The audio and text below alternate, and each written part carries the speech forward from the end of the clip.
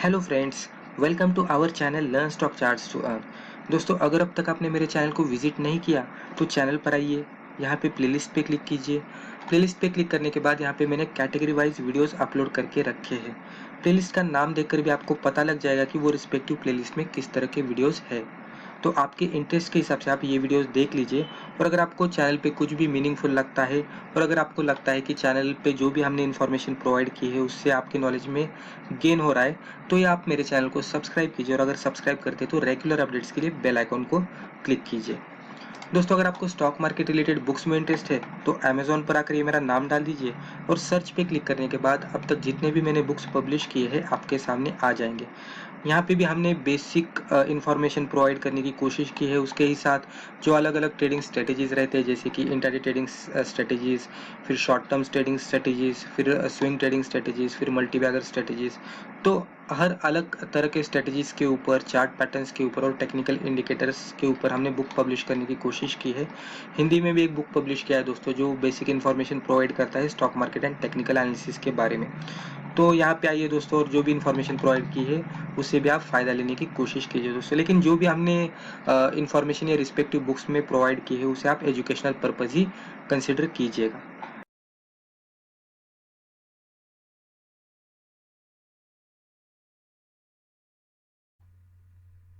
तो चलिए दोस्तों, आज का टॉपिक शुरू करते हैं। दोस्तों, आज की वीडियो का हमारा टाइटल है how to identify trend change. यानी कि आज की वीडियो में हम देखेंगे कि अगर कोई स्टॉक में ट्रेंड चेंज हो रहा है तो उसे किस तरह से आइडेंटिफाई किया जाए। दोस्तों, जनरली क्या होता है कि मैक्सिमम स्टॉक में जब भी प्राइस एक्शन आना शुरू होता है तो कभी कभी ऐसा होता है कि स्टॉक में बहुत ज़्यादा अपसाइड की मूवमेंट आती है, स्टॉक बहुत ही ज़्यादा ऊपर जाता है और फिर बहुत ज़्यादा ऊपर जाने के बाद उसमें बहुत सारी बढ़ोतरी आने के बाद उसमें हमें यानी कि समझ में आता है कि ये स्टॉक में ट्रेंड चेंज हुआ है। तो कुछ ऐसे भी तरीके रहते हैं कि जिसका इस्तेमाल करके हम अर्ली ट्रेंड चेंज का आइडेंटिफिकेशन कर सकते हैं। दोस्तों, एग्जैक्टली बॉटम पे भी कभी कभी आप आइडेंटिफिकेशन कर सकते हैं।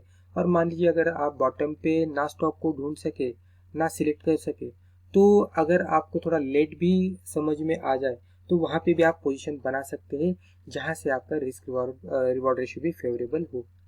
राइट। तो यहाँ पे हम वही देखेंगे कि ट्रेंड चेंज हम किस तरह से आइडेंटिफाई कर सकते हैं। अभी एग्जैक्टली ट्रेंड चेंज कहाँ पे हुआ था, किस तरह से आइडेंटिफाई किया था, वो भी हम देखेंगे। और आज के दिन में वो स्टॉक किस तरह से ट्रेड कर रहा है और अभी भी हमें उसमें बाइंग के मौके मिल रहे हैं क्या, वो भी देखेंगे। यानी कि उसका जो ट्रेंड चेंज था वो ऑलरेडी उसमें हुआ है, तो वहाँ पे किस तरह के इंडिकेशन मिले थे वो भी हमें समझ में आएंगे। यानी कि उस तरह के इंडिकेशन अगर आपको कोई भी अदर चार्ट पे, लाइव चार्ट पे मिल जाए तो आप कंसिडर कर सकते हैं कि उसमें ट्रेंड चेंज बन सकता है। और मान लीजिए अगर आपको उस तरह का स्टॉक नहीं मिलता, थोड़ा ऊपर भी स्टॉक में ट्रेडिंग हुआ होगा, यानी कि वो थोड़ा ऊपर जाके ट्रेड कर रहा होगा और वहाँ पे हमें मिलता है, तो भी हम उसमें पोजीशन बना सकते हैं अच्छे खासे रिस्क रिवॉर्ड के साथ। राइट। लेकिन बहुत सारा ऊपर नहीं होना चाहिए, ऐसी जगह पे होना चाहिए कि जहाँ से हमारा रिस्क रिवॉर्ड रेशियो फेवरेबल होना चाहिए। तो वो इन्फॉर्मेशन हम आज की वीडियो में डिस्कस करेंगे। दोस्तों, यहाँ पे एग्जांपल के तौर पर हमने जेके टायर का चार्ट लिया है। ये मंथली चार्ट है और ये कैंडलस्टिक चार्ट है। चार्ट के ऊपर हमने सिंपल मूविंग एवरेज 50 का ड्रॉ किया है जो कि ग्रीन कलर में है, और सिंपल मूविंग एवरेज 200 का ड्रॉ किया है जो कि येलो कलर में है। राइट। अभी यहाँ पे हमें 50 SMA दिख रहा है, 200 SMA हमें शॉर्टर टर्म टाइम फ्रेम पे दिखेगा। अभी यहाँ पे 50 SMA का तो इस्तेमाल नहीं करने वाले हम, यहाँ पे हमने ट्रेंड लाइन मार्कआउट की है। तो ट्रेंड लाइन के सहारे हम देखने की कोशिश करेंगे कि ट्रेंड चेंज किस तरह से हुआ था। तो दोस्तों, पहले आपको मालूम होना चाहिए कि ट्रेंड चेंज यानी क्या। ट्रेंड चेंज दोस्तों यानी कि मान लीजिए कोई स्टॉक का ट्रेंड अगर डाउन ट्रेंड चल रहा है, यानी कि अगर स्टॉक पूरी तरह से डाउन ट्रेंड में है, तो एक जगह हमें ऐसी मिलेगी कि जहाँ पे उसमें रिवर्सल बनने की संभावना रहती है। और अगर रिवर्सल वाकई में बन जाता है तो वो डेफिनेटली फिर ऊपर जाकर उसमें बहुत ही अच्छी खासी मूवमेंट अपर साइड में आती है। तो इस तरह का पॉइंट अगर ये वी शेप बन जाता है फिर बाद में, तो बॉटम से अगर हम पकड़ेंगे तो फिर ये वर्टिकल रैली आ जाती है। राइट। इस तरह से ये शेप बन जाता है। तो अगर हमें कोई मेथड मिल जाए कि जिसके जरिए हम पूरी बॉटम पे ही स्टॉक आइडेंटिफाई कर सके कि जहां से हमारा रिस्क रिवॉर्ड भी फेवरेबल हो जाए और स्टॉक में मूवमेंट आती है, हम उसे मिड टू लॉन्ग टर्म के लिए होल्ड करते हैं, तो डेफिनेटली वो स्टॉक मल्टी बैगर भी होने की संभावना रहती है। तो वो किस तरह से किया जाए। तो दोस्तों, यहाँ पे हम दो तीन चीज़ों का सहारा लेकर भी ये कर सकते हैं, लेकिन थोड़ा स्टॉक सिलेक्शन करने में थोड़ा हमें टाइम देना पड़ेगा, प्रैक्टिस करनी पड़ेगी, तो इस तरह स्टॉक हमें मिल सकते हैं। तो यहाँ पे बेसिकली हमने 3 चीज़ों को देखा था। पहला अगर आप देखेंगे तो यहाँ पे हमने जो हॉरिजॉन्टल ट्रेंड लाइन मार्कआउट की है, तो ये ट्रेंड लाइन हमने किस तरह से मार्कआउट की थी। अगर आप यहाँ पे देखेंगे तो यहाँ पे रेजिस्टेंस लिया था, यहाँ पे रेजिस्टेंस लिया था, यहाँ पे रेजिस्टेंस लिया था। उसके बाद जैसे ही ये लेवल को ब्रेकआउट दिया, उसमें अपर साइड की मूवमेंट आ गई और स्टॉक यहाँ तक चला गया, राइट। तो ये जो लेवल थी, जहाँ पे ब्रेकआउट मिलने के बाद स्टॉक में बहुत ज़्यादा अपर साइड की मूवमेंट आ गई थी और स्टॉक मल्टी बैगर भी बना था। अगर आप प्राइस रेंज देखेंगे तो बहुत सारी मूवमेंट अपर साइड में आई थी। तो वो लेवल्स ऐसे रहते हैं कि वो लेवल पे एक तो ब्रेकआउट बन जाए आगे जाकर, या तो रिवर्सल के सिग्नल मिल जाए। उस तरह के दोनों सिचुएशन में भी ये स्टॉक में ज़्यादा से ज़्यादा मूवमेंट अपर साइड में आने की संभावना रहती है। और वहाँ पे अगर हमें स्टॉक को सिलेक्ट करना हो तो वो करने के लिए हम ये लेवल्स को पहले आइडेंटिफाई करते हैं। यानी कि ये जो सपोर्ट लेवल हमने ड्रॉ की है, यानी कि जब भी नीचे था तो ये रेजिस्टेंस रहेगा, राइट। लेकिन जब भी ऊपर रहेगा तो वही लेवल हमारे लिए सपोर्ट बनेगी, जैसे कि यहाँ पे बनी थी। तो हमने हिस्टोरिकल चार्ट देखा, पूरा इसका हिस्टोरिकल चार्ट देखा, ऑल टाइम चार्ट हमने ओपन किया, ऑल टाइम चार्ट का हमने जो स्ट्रॉन्ग सपोर्ट था उसे आइडेंटिफाई किया। तो ये पहला मेन टास्क है कि राइट सपोर्ट आपको आइडेंटिफाई करने को आना चाहिए। जितना आप एक्यूरेटली सपोर्ट को आइडेंटिफाई करेंगे, उतना आपका ट्रेड सक्सेस और भी इम्प्रूव होता जाएगा। फिर नेक्स्ट हमने क्या किया, हमने बॉटम पे आने के बाद ट्रेंड रिवर्सल के लेवल पे कोई बुलिश कैंडल बनती है क्या, वो देखिए। यानी कि ट्रेंड रिवर्सल पे ये तो बेरिश कैंडल थी, लेकिन यहाँ पे ग्रीन कैंडल बन गई जिसने हमें ट्रेंड चेंज के इंडिकेशन दे दिए, राइट। उसी के साथ अगर आप नीचे देखेंगे तो यहाँ पे वॉल्यूम में भी बढ़ोतरी होने लगी। यानी कि जैसे ही उसमें इस तरह से प्राइस एक्शन आना शुरू हो गया, इसमें वॉल्यूम भी बढ़ना शुरू हो गया। तो एक इंडिकेशन दे रहा है कि इसमें अभी अपर साइड में मूवमेंट आ सकती है, ट्रेंड रिवर्सल बन सकता है। तो इस तरह से हमने मंथली चार्ट पे उसे एनालाइज किया। अभी मैं इसको डिलीट कर लेता हूँ और अभी वीकली चार्ट ओपन करता हूँ। अभी ये हो गया मंथली पे जो मैंने बताया, ये हो गया अर्ली डेज का, यानी कि पहले से ही ट्रेंड रिवर्सल हुआ है और अभी ये यहाँ पे ट्रेड कर रहा है। तो अभी भी इसमें बाइंग का मौका मिल रहा है क्या, वो हम थोड़ा शॉर्टर टर्म टाइम फ्रेम पे देखेंगे। तो अभी मैं वीकली चार्ट ओपन करता हूँ। वीकली चार्ट पे देखेंगे तो यहाँ पे 200 SMA तो ऊपर है, लेकिन 50 SMA को देखेंगे आप तो यहाँ पे अगर आप ये पैटर्न देख लेते हैं तो यहाँ पे अपवर्ड साइड में रैली आ गई। और ये जिस तरह से नैरो रेंज रहता है हमारा दोस्तों, नैरो रेंज ब्रेकआउट बहुत ही अच्छी तरह से वर्कआउट होता है।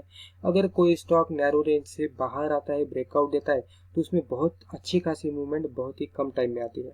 दोस्तों अगर आपको नैरो रेंज में किस तरह से ट्रेड करना है वो पता नहीं होगा, तो हमारे चैनल के ऊपर नैरो रेंज ब्रेकआउट की एक प्लेलिस्ट है, उसमें हमने नैरो रेंज ब्रेकआउट के ऊपर कुछ स्ट्रेटजीज एक्सप्लेन किए जो कि इंट्राडे के लिए भी एप्लीकेबल होते हैं, उसी के साथ short term, mid term, long term के लिए भी एप्लीकेबल होते हैं। एक एग्जांपल के साथ हमने बताने की कोशिश की है। तो एग्जैक्टली यहाँ पे वीकली चार्ट पे हमें वही सिनेरियो मिला है।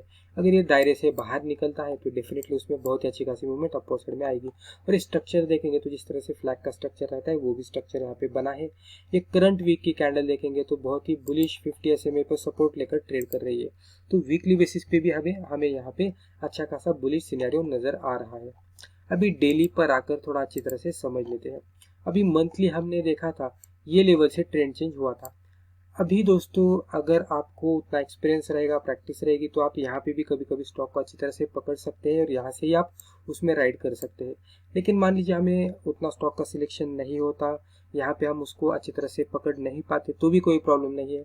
स्टॉक में फिर अपर साइड की मूवमेंट आने लगती है, लेकिन स्टॉक में अगर हमें अपर साइड में मूवमेंट भी आने लगेगी और वहाँ पे अगर हमें पोजीशन बनने का मौका मिलता है, रिस्क रिवॉर्ड मिलता है, तो वहाँ पे हम पोजीशन बना सकते हैं। लेकिन मान लीजिए स्टॉक यहाँ पे ऊपर है, वहाँ से हमें रिस्क रिवॉर्ड ही नहीं मिल रहा है, तो वहाँ पे पोजीशन बनाने का कुछ फायदा नहीं है। अभी यहाँ पे मैं ये स्टॉक इसीलिए बता रहा हूँ कि ये तो ऊपर है लेकिन फिर भी हमें रिस्क रिवॉर्ड के साथ मिल रहा है। तो ये एक बात आपको ध्यान में रखनी है, यानी कि स्टॉक में ट्रेंड रिवर्सल भी आया हुआ होगा और स्टॉक ऊपर भी होगा, लेकिन हमें वहाँ पे रिस्क रिवॉर्ड के साथ ट्रेड करने का मौका मिलता है तो हम उसमें कर सकते हैं क्योंकि रिस्क रिवॉर्ड मिल रहा है। अभी यहाँ पे देखेंगे दोस्तों तो यहाँ पे ट्रेंड चेंज का यहाँ पे कंफर्मेशन किस तरह से हुआ है। तो यहाँ पे ट्रेंड चेंज हुआ था, उसके बाद एक टॉप बन गया, फिर एक बॉटम बन गया। जो बॉटम बना था यहाँ पे वो हायर बॉटम था कंपैरेटिवली ये बॉटम से। फिर एक टॉप बन गया, ये हायर टॉप था। फिर एक बॉटम बन गया, हायर बॉटम था। फिर higher top, higher bottom, higher top. उसके बाद ये हायर बॉटम बनाया है। तो ये जिस तरह से पैटर्न बना है कंटिन्यूस बेसिस पे हायर टॉप हायर बॉटम बना रहा है। और इसका जो अभी हायर बॉटम जो भी बना है, अगर आप बहुत सारे कैंडल्स देखेंगे यहाँ पे जितने भी कैंडल्स बने हैं, तो हर एक कैंडल का अगर आप लो देखेंगे तो या तो लोअर शैडो देखेंगे तो एग्जैक्टली 200 SMA को नीचे तो यानी कि ट्रेड करते करते गई थी, लेकिन इतने बहुत सारे कैंडल फाइनली क्लोज आउट दिए हैं हमारे 200 SMA के ऊपर, राइट। यानी कि 200 SMA को ये डाउनवर्ड साइड में ब्रेकआउट नहीं दे रहा है, ब्रेकडाउन नहीं दे रहा है। अभी आज की जो कैंडल बनी है, आज की कैंडल अगर आप देख लेते हैं, नीचे वॉल्यूम देख लेते हैं, तो यहाँ पे हमें बहुत ही अच्छा खासा सिनेरियो मिल रहा है। तो अभी यहाँ के लेवल तक तो मैंने बता दिया कि ट्रेंड रिवर्सल को किस तरह से आइडेंटिफाई करना है, लेकिन यहाँ पे हम मिस करते हैं और स्टॉक ऊपर भी जाता है तो भी हमारे लिए मौका किस तरह से बन सकता है वो भी मैं बताने की कोशिश कर रहा हूँ।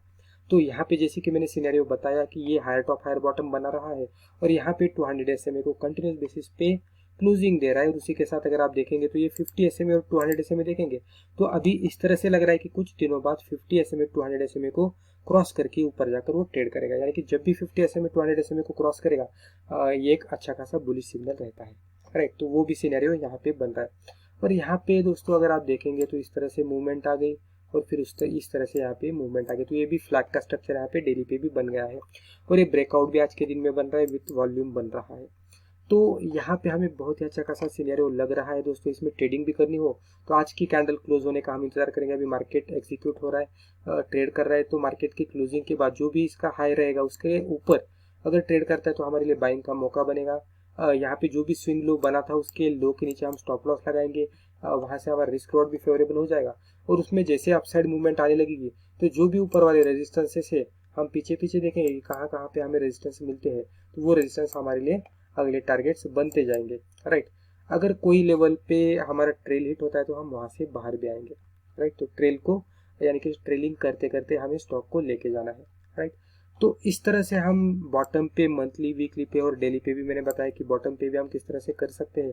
और मान लीजिए बॉटम पे भी मिस होता है तो ऊपर जाने के बाद भी अगर रिस्क रिवॉर्ड मिलता है तो वहाँ पे भी हम किस तरह से पोजीशन बना सकते हैं, किस तरह से एंट्री एग्जिट कर सकते हैं। और ये भी मैंने बात बताई कि अगर हमें स्टॉक बहुत ही ऊपर मिलता है, वहाँ से स्टॉप लॉस बहुत ही दूर होता है, तो वहाँ पे ट्रेड करने का भी फायदा नहीं है। तो वहाँ पे भी हमें देखना पड़ेगा कि रिस्क रिवॉर्ड मिल रहा है क्या, राइट। तो एक स्टॉक में लग रहा है कि आगे जाकर प्राइस एक्शन बन सकती है। इस स्टॉक को आप आपके वॉच लिस्ट में डाल दीजिए और शॉर्ट टर्म के लिए इसे ट्रैक कीजिए और देख लीजिए इसमें आगे जाकर किस तरह की मूवमेंट आती है। तो दोस्तों मुझे लगता है रिस्पेक्टिव वीडियो में हमने जो भी डिस्कस किया आपको अच्छी तरह से समझ में आया होगा।